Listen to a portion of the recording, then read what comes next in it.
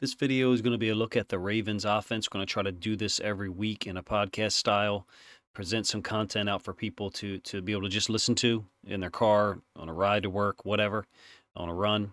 We're going to look at data first initially.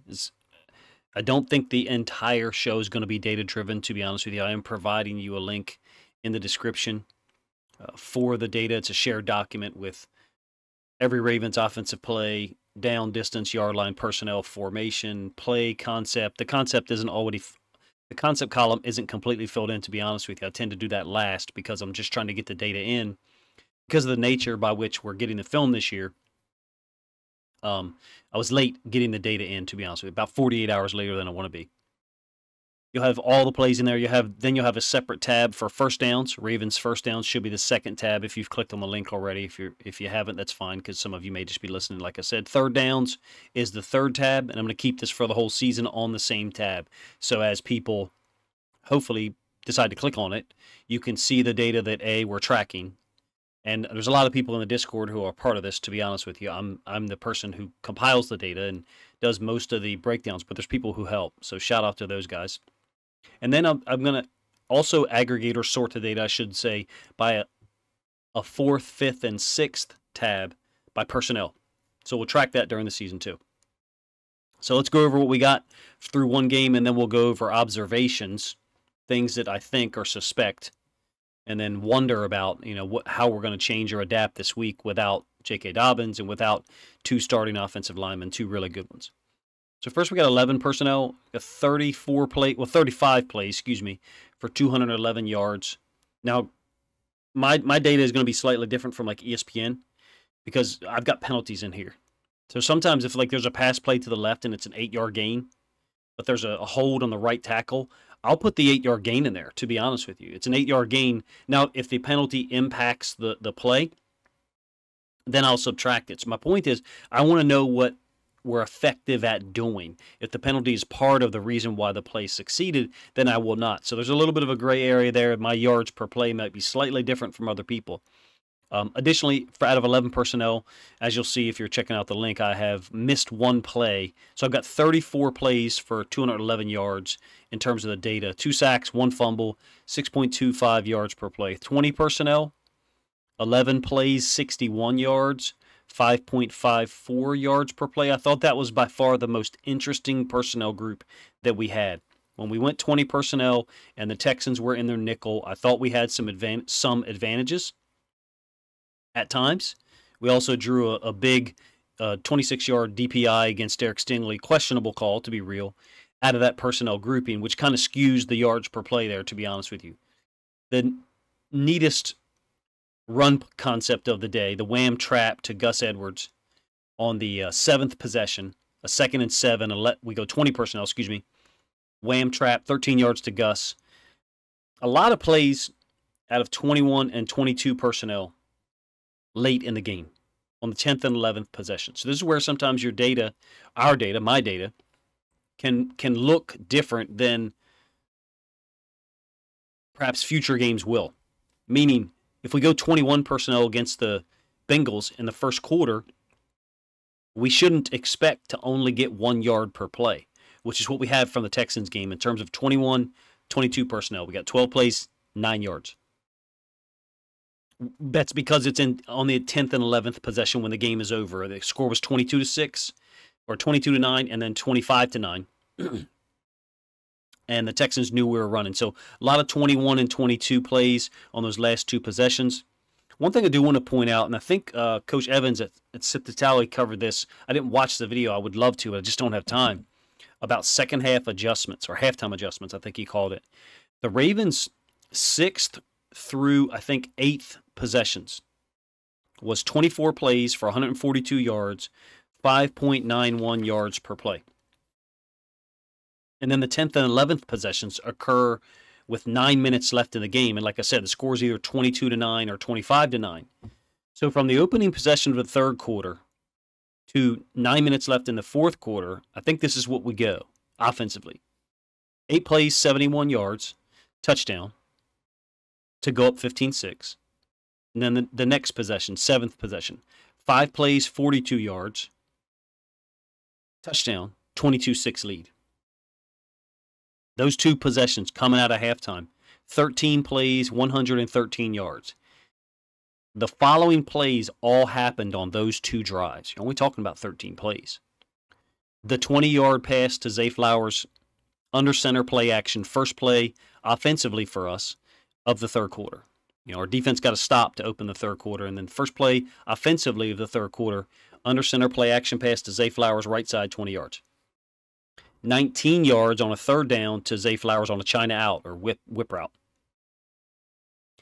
Same possession, 18 yards to Bateman down to the 9, 13-yard run by Gus on the wham trap that I talked about, and then 26 yards to OBJ on a 3rd and 6. I think all those plays happened on the same two drives. I may be wrong on that last one there. For whatever reason, I'm remembering the OBJ route being later on. So maybe it was a 16-yard pass play to someone. I don't recall who. But big plays coming out of halftime in that third quarter. And then 9 minutes left in the fourth. We kind of turn everything down in terms of volume. We also had the fumble on the weird snap or weird exchange by Lamar and Justice Hill. This offense is radically different from what we as Ravens fans are used to watching. We knew that, but now we see clear evidence of it. First, the very basic surface level justification that it's different. 35 out of 58 plays from 11 personnel. ESPN has the Ravens for 58 offensive plays. I have 66 because I have penalties in there. I have defensive penalties in there, stuff like that. But it's more than that. It's more than just 11 personnel for me. After one game, 60 minutes of offense in the regular season, this doesn't look like a 3rd and 2 offense to me, or a 3rd and 3 offense, meaning we're not going to have a bunch of 3rd and 2s or 3rd and 3 situations after a couple of 4-yard runs or a 7-yard run on first down followed by an incomplete pass. So now we got a 3rd and 3.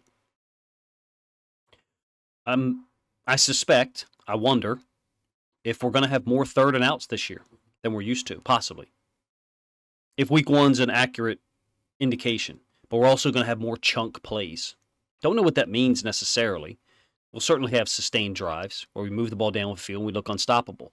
I'm wondering if we'll have more possessions that are 3 and outs or are 1 first down and then punt, but we'll also have more big plays.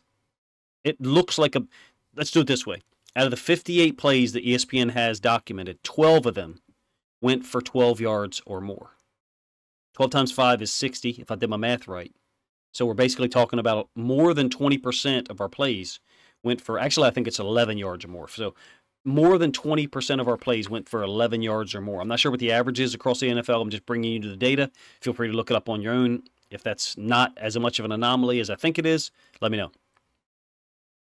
Speaking of 3rd downs, this has to be mentioned. We're going to go away from the data here for a moment. Let's just get to it. Teams pressure Lamar because it's the best tactical decision for them to do. Now, what non-Ravens fans who hate Lamar, or just people who hate the Ravens, would say is they pressure Lamar because he can't throw the ball. Well, that's not true. We know that's not true. We've got film of the fantastic throw to OBJ on 3rd and 6 up the left sideline.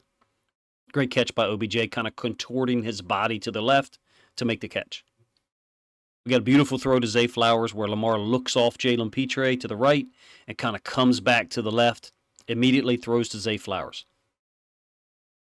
Great throw to Rashad Bateman, 2 of them over the middle. One of them maybe a little going against the grain. Lamar fading to his right, throwing across his body to the left, but 2 great throws. Here's what teams don't do. They don't play typical, well, let's say this. The Texans didn't do this. The Texans didn't play a typical man-free, which typically is a 4-man rush. So man on the 5 potential receivers, meaning the wide receivers, tight ends, and running back. And then a low hole dropper between the hashes, usually an inside linebacker, but sometimes a safety stepping down. People call it robber. It's the same concept. And then a middle of the field free safety. That's not what teams do against Lamar. Now, there's too much space for Lamar to move around. And here's the key. Potentially more time for him to find and move into that space. Either move into it to scramble and gain yards himself, or move into it to find an open receiver. Here's what the Texans did, which is not surprising. Look, the game plan the Texans followed was the exact same game plan that teams used last year. The exact same one. First and second down, 2 high safety coverages, split field stuff, make Lamar have to read it post-snap and determine what guys are doing. Third down, pressure. And the first time they didn't pressure on a third down, let me rephrase that a little bit. Early on, they didn't pressure as much, and I'm going to get into a play-by-play discussion of the third downs. And again, if you're following along on the chart that I gave you, it'd be the third tab. Third downs, in order for you, in the order that they happen. From the left, it goes drive number, possession, drive. And then the second column is clip number, meaning that's the order of the plays for the offense. So it's not like the 10th play of the game, it's the 10th offensive play is Lamar's interception on a 3rd and 6 when the Texans bring 6. Well, really, I think they're bringing 5, but the 6 guy is a +1 because the running back stays in the block. Texans are playing man-free with a 5-man rush, or they're playing stick split 0. And what does that do? It forces the ball out of Lamar's hand now. And he can't scramble out of it. Tactically, it's just a smart choice. It's not the defense's only option. But come on, if we see so many teams choose this option on third down against the Ravens, 2 different offensive coordinators with a new different wide receiver core, what's the common denominator? This is about Lamar. It's not that he can't throw deep or that he can't throw to any spot on the field. If you were to look at, I'll never forget, I did a video one time, this is like maybe a year and a half ago, Lamar Jackson's 25 best throws ever. It was off season, I think, and I was trying to create content, just hoping and praying that y'all would watch it. And I think I had 83 throws saved up. This was before the 2022 season. And I had 83 throws saved up. And I even said in the Discord at the time, I said, does anybody know how to do like I don't even know what you'd call it, like a hit chart on the field, meaning a diagram of the field, and let's just put dots where the throws are out of these 83 throws. I did it roughly on paper, and the throws were everywhere. I mean, it's not like they were concentrated in one place. Lamar can make throws to any spot on the field. He just needs time to do it. And stick split 0 or bring in 6 in a typical man free doesn't give him time to do so. And it's also time to say this. Throwing short versus this stick split 0 look is not our answer. I don't think. Now, it's other teams' answer. And look, you can run against stick split 0, but that's why teams don't play it on second down. That's why they wait until 3rd and 6 to play it. Because they want to take away the run threat of Lamar. It's not like the receivers suck, because they don't now. You ain't got that excuse. And I'm not talking to all of you, but I'm talking to about 6 people who, in one of my videos, I did a preview of the Texans game, and I said they're going to play 2 high safety coverages on 1st and 2nd down, and they're going to go stick split 0 pressure on 3rd down. And that's exactly what they did. And I hope that at some point we scorch stick split 0 and teams stop doing it. I don't think we're going to get them out of it by throwing screens and bubbles. I think we got to score, throw to score. You can run on it, but you can't do it you can't run on 3rd and 10. Really, even 3rd and 6 or 3rd and 7. You can run on it, down scheme, kick somebody out, read it. Think of Lamar's touchdown run last year against the Dolphins. 78 yards or 82 yards or something. That was QB power read. Off tackle. Down scheme. Block everybody down. You just block the guy inside of you. And then read it. Read the end man. We ran bubble screens. And look, Zay Flowers did hit one of them. But it was on a 3rd and 1. Okay, it was on a 3rd and 1. And it wasn't stick split 0. It was a zone to bunch. And a man on the backside to X. Lamar throws, and Lamar was great at throwing the thing out there quick to Zay. And so I get it. Todd Monken's talking about make them defend every blade of grass. If you are on the shared document, we got 15 third downs from week 1. The Ravens I think they were 8 of 15 converting. I'm going to go over some of them. Second possession is a 3rd and 6. I think this will be clip number 10. On that sheet. So if you're looking at the overall play sheet, the first tab, it's listed as clip number 10. If you're looking at the 3rd downs tab, it's clip number 10. Texans bring 6 on this 3rd and 6 and play man free. It's the interception by Steven Nelson versus Zay Flowers. It's a bad decision by Lamar. It's not good protection either at all. Will Anderson beats Zeitler easy off the right side for a QB hit. Will Anderson's, it's not just his explosiveness, but it's how much balance and force he has while being that explosive. He's got a very rare trait, if you ask me, even among edge rushers who are like, the kings of the jungle, if you ask me. It's typical man, though, meaning pressed up on the wide receivers making contact. It wasn't stick split 0. Like I said, 3rd and 6, we're down there on, I think, the 16-yard line. Bad decision by Lamar because we need points. And we can't have turnovers in the red zone. Next 3rd down is the 3rd possession. It's a 3rd and 1. We go QB sneak on a hurry up. I think 11 personnel, and we get it. So that's inconsequential in terms of the coverage. 3rd possession, still 3rd and 5. The Texans don't go stick split 0 or man free. We get a 20 or 21-yard completion up top to Zay Flowers. Left sideline, beautiful throw by Lamar. Texans are playing zone over there. Pitre is the high safety. The nickel stays inside of Zay Flowers. Why doesn't Pitre roll over the top like it looks like he should? Because the corner and the nickel are both playing like what looks like a cover 2 side. Pitre, I think, is frozen when Lamar looks to the other side. That's more justification for why teams use stick split 0, because Lamar looks somewhere and that's the side he throws to. That's what they're planning on. In this instance, it's an example of Lamar looking to one side. I think it freezes Pitre a little bit on the backs on what ends up being the play side where Flowers is. Lamar comes back, throws it down the sideline, beautiful throw. Pitre looks late and Flowers is wide open. But I think part of that is Lamar looking to one side and coming back. So you got a 3rd and 5. Lamar completes it. Great throw. Guess what? The next 3 3rd downs we saw, stick split 0 or bring 6. The Texans learned we can't let him do that. That's the point, is that they're going to make him make a quick decision. They're going to make our receivers have to make a quick decision. And so far, we have not punished that stick split 0 enough to get people out of it. Just a reality. Next 3rd down, 4th possession, 3rd and 10. This is the intentional grounding on Lamar. Pitre times his blitz up really well. The routes are too deep. No one identified it. Nobody. Just a brilliant timing by the Texans in terms of not just the timing on that play of Pitre walking up, blitzing off the edge. They got a free rusher off of the right side, a free rusher off the left side. That's good timing. Also good timing when they called it. They hadn't shown it yet. 4th possession, 3rd and 10. Ball near midfield. If you're tracking on the 3rd downs tab, it is clip number 25. 3rd and 10 from the negative 44, and they go sticks. I'm sorry, clip 25. 3rd and 10 from the 42, and they go sticks, and we get an intentional grounding call. Stick split 0 hasn't just kept us from getting 1st downs. In this case, it kept us from potentially getting in field goal range. Ball on the 42, we're not kicking a field goal, but not in that situation. To win the game, maybe. But if we get 4 yards there, we could. I offer to you there might be some situations where we see stick split 0 and we audible to a run play, even on 3rd and 10. Look, watch the corner on that play, by the way. The next one. 5th possession. The next 3rd down, 5th possession.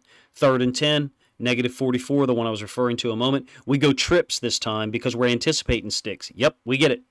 It's incomplete to OBJ, backside on the out. He was to our right. It was the top side of the screen, I think, on the television. Watch the corner on that play. I think it was Stingley. There's no technique at all. He's lined up at like 9, 10 yards. He's lined up at the sticks. That's why I call it sticks and not blitz 0, because it's a different version of man. It's not man free where the guy's pressed up on you as the receiver, as the tight end. He's off and he's looking at Lamar. As soon as Lamar looked to that side, Stingley broke. We need double moves here. We need double moves, period.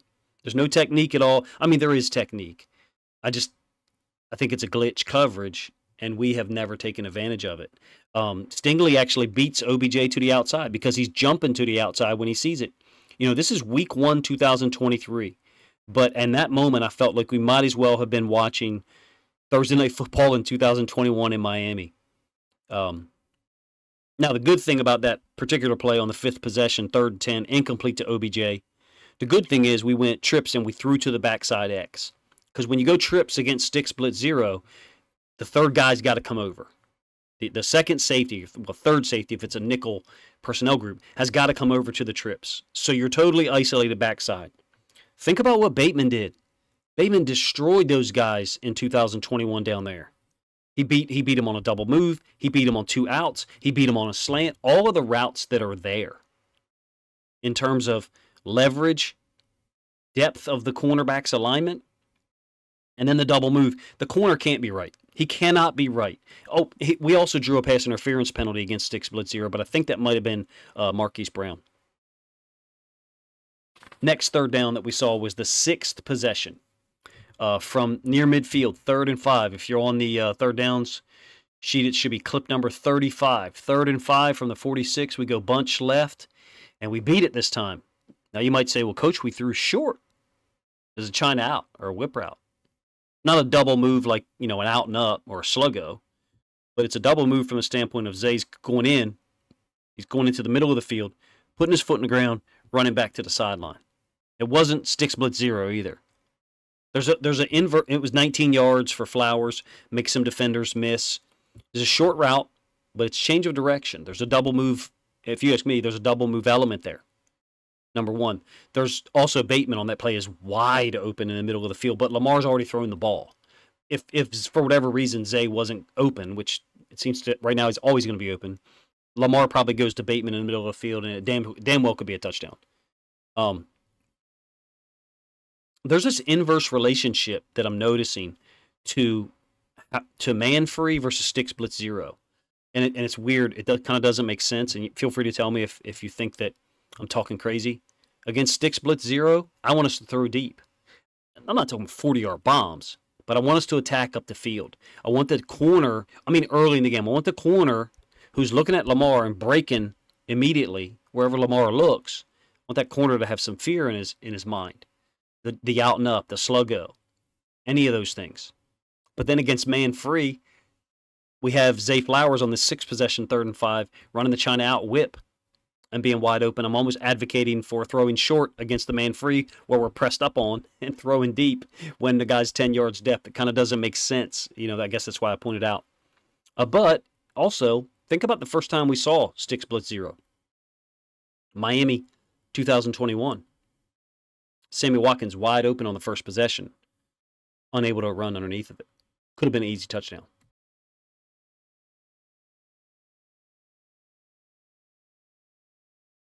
I think we're going to see this coverage until we score against it. Maybe multiple times. In my opinion, this offense should see it 50 times a day in practice. Maybe not 50. But if you think I'm not being hyperbolic enough, I'll go a step further. Defense should put 12 players on the field in practice. Let the defense bring no way for us to block it, no way for Lamar to scramble out. Cover with 4 on the sticks, or 5 if it's man-free. And I'm being serious. Make it obvious. We're not going to scramble our way out of this. We're not going to dink and dunk our way out of this. You and the receiver have to read it and run it, whatever it is. A slant, speed out and up, sluggo, whatever. And at times, look, to be real, the defense is going to drop out and play zone. Sure, the Texans actually did it on a 3rd down later in the game. Then Lamar and the wide receiver have to adjust in real time. That's the game. That's what they have to do. Or, I guess I should say, or we need design plays to beat it, which is a part of it. As coaches, we want to have 2 options. We want our players to be able to read it and attack it, defeat it, and then we also want to empower our players, like Monken has said multiple times, to check into different looks. And I thought I saw different plays. I thought I saw Lamar check into 6 or 8 plays on Sunday, something like that. Maybe you saw more. Maybe 8 sounds like too much as I go over this right now. And maybe we'll see some of that Sunday against the Bengals. We've kind of gone off track from the data, but I felt we had to address this. Sticks blitz 0 isn't happening because Lamar can't throw. That's dumb. It's happening because it's a unique defense. Now, you know when you'll see it, you'll know it as a fan watching. It's a two-level defense. 6 or 7 guys up on the line of scrimmage. 4 guys lined up at the sticks. That's why I continue to call it sticks, even though everybody else in the world calls it blitz zero. You'll see it on third down. That's when you'll see it. And you'll be able to tell. So look for that in the game against the Bengals because they have used it, specifically in 2021. And they used it 2 times last year, I believe, in Week 5. All right, some other general observations. I guess maybe some of these will be a little more specific. Let's do O-line stuff. We're not handling stunts well. None of us. Right guard, right tackle. Left guard, left tackle. The twist stunts, we're not handling well across the board, I don't think. Simultaneous to that, we're not handling physical edge rushers trying to displace us where we have to anchor down. Actually, I thought Moses did a better job on those type of rushes than Ronnie Stanley did. I thought Ronnie Stanley was displaced 4 times in the game. I did not think Ronnie Stanley played well. And across the board, I thought that our guys played poor. I think Linderbaum played the most complete and balanced game. Stick blitz zero, we don't help out our O-line like other teams do. Yeah, we've got the running back in there, but it doesn't matter. If they're covering with 4, and we've got 5 linemen and a running back, they're bringing 7, and we've only got 6 to block because, the quarterback has the football. So it's a 7-on-7 in there, but the quarterback's got the ball. So you can't block them all. One thing other teams have done before is if they go trips to one side, they'll bring in one of the receivers or a tight end. They'll bring him in. The Bengals will put him back next to the quarterback, jokers. One guy to the left of the quarterback, one guy to the right. That's what the Bengals will do. The Titans will bring one guy in and put him outside the tackle. And that guy will start the pass pro on the edge with whoever the edge rusher is. Because think of the problem that we have against stick split zero. It's the edge guys running free. It ain't the guys up the middle, because the reality is, and I've gone over this too many times, I can't believe I'm still talking about this crap in September of 2023. The reality is, the guys up the middle that are lined up over the guards in the center, if it's true sticks blitz zero, they're reading the pass pro. And if the center of the guard steps to them in their direction, they're dropping out. And if the center of the guard steps away from them, they're rushing. That's the read. That's what makes sticks blitz zero what it is. I don't want to do another video on it. But by that being the read on the inside, it creates like a trickle-down effect or a domino effect from inside out. So you end up with these free rushers off the edge. And that's why I bring up, we don't seem to help out in the same way as other teams. And that's under Greg Roman and under Todd Monken last week. It almost looked like we were surprised we saw it. I wasn't. You weren't if you watched my preview video.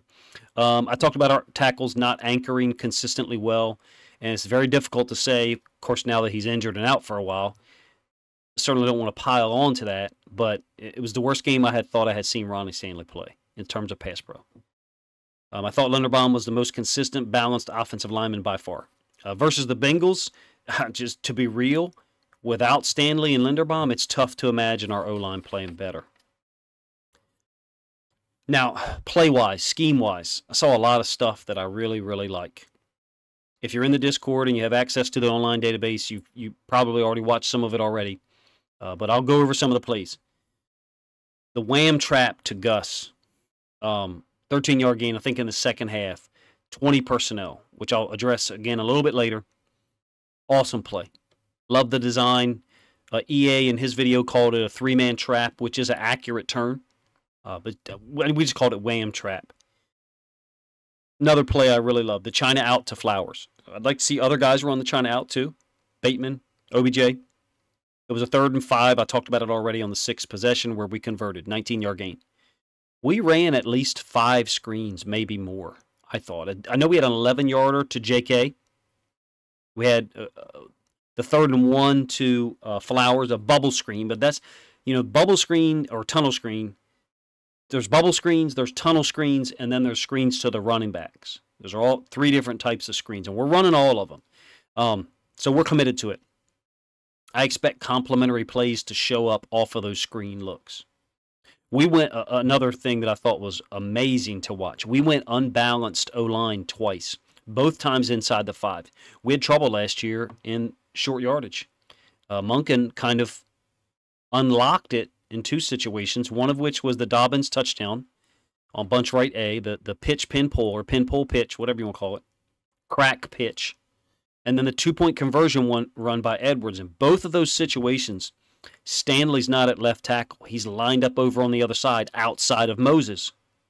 And then Likely is outside Simpson, the left guard. So you go center, left guard, which is Simpson, and then Likely. Now, Likely's eligible because the receiver outside of him is off the line.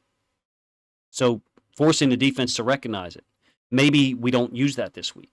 Monken seems like one of those guys to like, this is what jerks do as offensive coordinators. I was a defensive coordinator, so that's why I say that. Use it. He seems like the kind of guy to use it and then not use it again for like 3 weeks, which is awful to deal with as a DC because then you're up planning for it on a Saturday night, Sunday night. Well, not in the NFL. Their Saturday, Sunday is Monday, Tuesday. High school, we're Saturday, Sunday film and game plan, Monday practice, and you're planning for it, you're practicing for it all week, and then you don't see it. It's the worst thing in the world. So if you're a person who's going to be offense coordinator, do that stuff if you want to annoy people like me. So this leads me to a play and a formation that I love right now, and I didn't love in the past. In the past, under Greg Roman, bunch right A was like 91% pass, maybe even more than that. Bunch right A now, we are showing multiple run concepts to either side. So we have a little bit more run pass. I think it's still heavy, pass. I haven't done the formation thing here yet, to be honest with you, because we're only one game in. I think it's still heavily pass-weighted, but we're balancing it somewhat run-pass, and we're balancing it directional run and pass. You got the pin, pull, pitch, or some people call it crack. Some people call it crack toss. It ain't toss. It's toss if the quarterback reverse pivots. It's pitch if the quarterback opens to it. We also run F counter weak away from the bunch. Usually Ricard or a tight end is the inside guy, the inside slot, as the puller, the second puller and wrapping. Justice Hill's first touchdown run was out of 11 personnel, bunch left A. And if you're looking at the shared document, it's on 6th possession, like I said. It's a 3rd and goal from the 2, and I got it labeled inside zone weak, 2-yard touchdown run to Justice Hill. Tight split by OBJ is the X. He's away from the A side because it's bunch left. 3 receivers to our left, tight, running back on that side to the left, and then OBJ to the right, but he's also compressed or tight. And he does a nice job blocking the safety. I think it's inside zone to the weak side. I would expect to see going back to the pitch pin pull, I would expect to see the fake pitch at some point and then a pass play off of it. A couple other odds and ends. We were in pistol 5 times in week 1. 4 of those were run plays. 1 was a pass. Small sample size, but if you were to get that data for 3 or 4 weeks, by the time you get to week 4 or 5, we would become less effective in the pistol because the defenses would know it. They would know the percentage. Oh, they're 80% run. They're 32 out of 40 runs in pistol. And their runs are always to Ricard's side. That's the type of situation we used to have. Not just imbalance in run pass, but imbalance in where we were running. So teams didn't just know the play, run. They also knew the direction. Monken is trying to diversify all that. Something to think about as the season progresses is that we were 4 out of 5 runs at a pistol. And I've talked about the limitations of pistol before. All right, next point. I love the fast sweep stuff to Flowers. We're in the gun, so Lamar's handed off in front, or maybe sometimes it's a little pitch. We don't seem to be doing that. That's for me. That's fast sweep. The quarterback handed off in front. If the quarterback's under center, he's handed off behind him. That's jet sweep, the terminology that I was taught. But we got to see the sweep reverse at some point, if you ask me. And I don't want the sweep reverse to end up in Flowers' hands, meaning somebody like Duve go in motion, get the sweep, and then the reverse to Flowers. I want to see it the other way around because we got to play off making everything look the same. Oh, here's the sweep to Flowers in the first quarter. Oh, here's the sweep to Flowers in the third quarter. Now we got a 2nd and 4. Here's the sweep to Flowers. Nope, it's a reverse to Duve coming back the other way. Hopefully, I said that in a way that makes sense. I think we'll see that at some point, especially if Flowers keeps picking up, at minimum 5-6 yards on the sweep. Let's talk about the first down plays. You've got a tab there. I think the second tab, first down plays, got 28 of them. 28 first down plays. 18 runs, and the yards per play are not great. But again, I think it's kind of skewed by the 10th and 11th possession data being in there. You have 10 passes on first down, and whoa, the data is interesting. You do have the fumble here, okay? So there's 10 pass plays. I believe the fumble between Lamar and Justice Hill was supposed to be a pass play. It looks to me like Lamar's, little fake to Justice Hill, going to throw it out there, and Justice Hill looks like he got a little too close. It could have been one of those plays where it's an actual run-pass play, and Lamar's got to tell Justice what he's doing real quick before the ball snapped. I don't know, but Lamar didn't seem to necessarily have great control of the ball either. So anyway, it's 10 pass plays, but I'm only giving you the data for 9 of them. 9 plays, 78 yards, so really good yards per play. You're talking about almost 10 yards per play. Almost 9, excuse me. You got an 11-yard gain on a screen to Dobbins here on first down. You got a 26-yard gain to OBJ on the defensive pass interference up the right side against Stingley. You got Zay Flowers for 20 or 21 on the play action. I forget what the fourth one is that I had written down here. But first down pass plays, something to look for against the Bengals. I love how many quick available throws are there for Lamar, whether they're bubble screens or tunnel screens, for a lot of reasons. Getting the ball out quick, letting playmakers make plays, get us blocking. The tunnel and bubble screens, tunnel screen is an aggressive play. You got linemen working out on a nickel defender, on the corner, on a linebacker. You can earhole people and put them on the ground. That's a physical play. It's not a finesse play. There is an element of finesse to it in terms of the timing and the spacing that's created. But we always felt like the tunnel screen was a physical play, and we were looking to earhole people and make people second guess what they're seeing on defense. Another reason I love it is, to be selfish, Lamar's completion percentage. It helps his completion percentage, because let's be honest, that's how people are going to judge him now. Really, we shouldn't give a crap what some of those people say, but it also creates increased efficiency. If you ask me, less incomplete passes, because we've got more completed passes, even if it only goes for a 4-yard gain. It's basically a run play. I think a lot of them are designed as run pass plays where Lamar pre-snap reads the defense. And there's something to be said about that, meaning Lamar reading the defense has a cumulative effect. They're expecting him to read it on every play. Are we going to run or pass here? Oh, the next play is not a run-pass pre-snap. The next play is a typical pass concept where you got to read something. Any quarterback should do that on a play-by-play basis. Forcing your quarterback to do that by giving them a run-pass play, from one of the things I've heard before, is good, because as a cumulative effect of that's the expectation on every snap, even if it's a run play. Because then the quarterback can come back over to the sideline. Hey, coach, on that 2nd and 5, when we ran power to the right into the boundary, the field side inside linebacker was doing this because you're looking there. Although Lamar's got 1,000 things to look at pre-snap. I think these quick throws, setup plays in the future, kind of already alluded to it, the every blade of grass thing that Monken talked about, and that's cool. That's cool. Spreading the field horizontally, getting the ball out quick, that's fine. We got to see some stuff up top. We got to see some stuff attacking elsewhere off of that look. Off of Lamar's initial look, I should say. Because let's be honest, wherever he looks is generally where the defense is going to react to. There's so many teams. The Denver Broncos last year, now Lamar didn't play, but they are one of the, and there's a player on that team that everybody thinks is all world, but he can be moved by the quarterback's eyes easily. I'm not going to name who it is. Some of you guys know who it is. We need more double screens. We need to see some double screens, excuse me. The screen slip and go. Anything that's a change in timing is going to work for us. Maybe not generate big plays every time, but it's going to be an option for us. All right, some areas of concern besides the offensive line and their play, and then the injuries on the offensive line.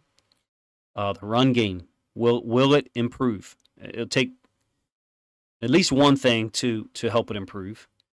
It's awful that J.K. Dobbins is out. It's one of the things I can't even really speak on because I feel so bad for that guy. He deserves so much better in terms of opportunity. and he's not going to get one for a while. O-line's got to get better. They were not good enough. Didn't think they were physical enough in the run game or the pass game. I think 20 personnel is potentially going to be a swing factor for this Ravens team.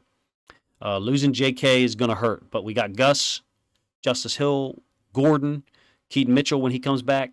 20 personnel allows Monken to kind of have the chalk last, because he'll go 20 personnel and he'll know what the defense is matching with, whether it's nickel or base defense. It's going to be a huge advantage for this team. Now, the problem is, if Andrews is around, you don't necessarily want to go 20 personnel. Maybe you go 21 and you get the other team's base defense, and then you use some spread formations because you can, because Andrews can play like a receiver. So 20 personnel and 21 with Andrews can be interchangeable in some ways. The way Likely played on Sunday, I would not include him in that statement. I thought it was extremely poor game for him. 20 personnel is going to be interesting for me to see the balance. I think you'll see extreme variability out of 20 personnel from a week-to-week basis, meaning 1 week our 20 personnel might be 11 runs and 4 passes, and the next week our 20 personnel might be 8 runs and 7 passes.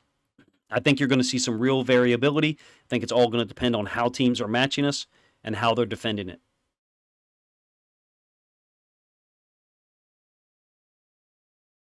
One last thing to mention about tendencies, run-pass balance, directional balance is, if you notice, the last couple of years, the Ravens offense would play well, and then after 3, 4, 5 games, sometimes 6, we would be exploited. Why? Because the data had built up, some of the data that you're seeing, more complicated data than this, more professionally organized data than this, because there'd be diagrams with it and everything, and the plays. You could click on the plays and do that and see the play pop up. But NFL coaches, they get to watch and break down the film and the data for 3, 4, 5, 6 weeks in a row. They're on to you. Monken, to me, seems like a guy who knows that and tries to operate against it. Let's move on. Turnovers. We had 2, and it could have been 3. We might need more of an emphasis on ball security for all of our position players, and I mean all of them, because Lamar was too loose holding the ball one time. So was Zay. Now, it didn't come back to hurt him. He juked the guy, but we might need more emphasis on ball security from a coaching standpoint. I did see Lamar, I think I mentioned this, did see Lamar check to a different play maybe 6 or 8 times. Perhaps 8 is too many. One thing I didn't see was QB power or QB counter read. And part of me doesn't like that. There's a large part of me that does and is happy that we didn't show him. We know that we've kept him because Huntley ran him, I think, in the Eagles game in the second half, twice. I personally think that QB counter read and QB power read is a Super Bowl winning play, meaning it's a play that we can score the go-ahead touchdown in the Super Bowl on a 2nd and 3 from the 19-yard line, and Lamar can keep it and be gone. Now, we see a lot of too high safety structure that allows safeties to get involved after it's become an 8, 9, 10-yard gain. That's another reason why teams are defending us the way they do, because of Lamar, because of how dynamic he is. Another thing that I think has got to be used more is designed plays where Lamar looks one way and then comes back the other. Talking about that 20 or 21-yard completion to Zay Flowers up the left side. Pitre is slow to drift over there. Like I said, possibly because Lamar looked to the opposite side, away from Pitre initially. We need more of that. After that, I made this point earlier, but after that play, we saw all stick split 0 or heavy pressure on the next 3 third downs. And they got stops on all of them. Run plays into the boundary, but also QB read plays into the boundary. So put the running back into the boundary, cross Lamar's face, have Lamar read the DN. So then Lamar ends up running into the boundary. I think you could also set up the RPO into the boundary there. I'm interested to see what Monken does with the RPOs. This isn't a complete offense yet. I think some people who say that we were vanilla in the second half, there's probably some truth to that, some validity to that. Or were we setting up plays in the future? I think that's entirely possible as well. I'm going to talk about run-pass balance and directional balance because there's two things happening at the same time. It's more than just run-pass balance. That's too surface level for me. ESPN has us at 32 runs and 22 passes from a statistical standpoint, but some of those runs were scrambles. I think 4 for Lamar were scrambles. So run-pass balance to be determined, I guess. But it looks like to me it should have been like 28 to 26 or 29 to 25 run-pass balance, and that's pretty good. Directional balance, I don't know yet. In terms of the formations, I don't know. This is not going to preview the Bengals-Ravens matchup from an in-depth perspective, but it's a fascinating matchup for me on Saturday morning, maybe even Sunday morning as well. I hope to have some content out for you guys to watch. You have to tell me if you like it. First of all, if you've listened this long, A, thank you, and B, I'm not sure why you did, because I can't even imagine listening to myself for 45 minutes, so the fact that you've done it says a whole lot about you and maybe a lot about me. I think it's a great matchup. You've got Lamar versus Joe Burrow. Great. It's not really Lamar versus Joe Burrow. It's Todd Monken and Lamar versus Lou Anarumo and whoever's in charge of the Bengals defense now on the field. Logan Wilson and Pratt, like those dudes are fantastic. I just think the world of how they play. I love how committed they are to their reads. I suspect they're probably the guys in charge now, that Bates and Von Bell are gone. Mike Hilton's, a holdover as well. Both sides are missing pieces here from a Ravens offense, Bengals defense standpoint. Bates, Von Bell, gone. The Ravens missing Dobbins, Stanley, Linderbaum. I don't know how you can account for those. You really can't. You've got to figure out a way to generate 6 other positive plays, meaning 4+ yards on 6 other plays during the game, as opposed to having a sack or a 1-yard gain on a run play or an incomplete pass. Got to figure out a way to win 6 situations that you shouldn't win because you don't have Linderbaum and Stanley. Big loss to the Browns by the Bengals. Their defense had some moments where I thought they still looked familiar, and then had some moments where guys are running open, and I'm surprised. Because I think the world of Lou Anarumo, from a defensive coordinator standpoint, he's always had answers for the Ravens. Well, I guess except for the wild card game last year, I thought the Ravens offense really had 3 possessions where he blew the doors off the Bengals. And then one of those possessions, unfortunately, was the one that ended at the 1-yard line that Hendrickson, or not Hendrickson, Sam, I forget the guy's name now, Hubbard, takes back to the house for 99 yards. As good as Lou is, he had a beat on Greg Roman for the most part. This is different. He's only got 1 game of film. And I think those people talking about vanilla offense and setting up things for the future make a good point. Todd Monken knew we were going to Cincinnati the second week. And I'm interested. That's probably the most interesting part of this game for me, is how Todd Monken can put Lamar in situations to take advantage of the Bengals. Because the dynamic has shifted with them without 2 of their most balanced, most intelligent, aware, and athletic players. Now, they've got athletic safeties that have come in. Battle. Dax Hill is getting reps, obviously, with Mike Hilton as the nickel. I think we got to attack Mike Hilton. And I think he's a really good football player. I think he's really good in coverage. But I think we've got to put someone in the slot to attack him and try to beat him, like, I don't know, Zay Flowers. I mean, it's awful tempting to say that Zay Flowers is like duct tape. Whatever the question is, Zay Flowers is the answer. I think we've got enough talent to deal with this Bengals team, even without our offensive linemen or 2/5 of our offensive line. But it's going to be hard-pressed to win a lot of battles up front, particularly in the run game, and maintain that run-pass balance. Anyway, you guys let me know what you thought of the podcast. This is probably not a super in-depth podcast because I didn't bring anyone else in to talk about the Ravens offense. I wanted to bring in a Texans fan who kind of watched it from an outsider's perspective. He was unable to make it, so threw this together Thursday night to release it Friday morning. Hopefully it doesn't cross over or step on any other Ravens content creators' videos coming out. Only doing the podcast release because it's an audio file, much smaller. And going off of the feedback that I got last week, which was people saying they like to listen and look at some of the graphics. In this case, I provided you with the graphics up front that you could look at on your own time, either during the video or during the podcast or afterwards. Appreciate you guys' time. If you think other Ravens fans would enjoy this, please consider sharing it, out on social media. And also give me some feedback on the format that I'm using. I'm sure that it's different from a lot of people's other podcasts. Trying to give you consistent Ravens offensive data so that at some point, probably take 3 weeks is my guess, there's people up in here in the chat or in my Discord who are telling me things that I didn't notice because I'm trying to bring these things to the surface as best I can based on my knowledge. Appreciate you guys' time.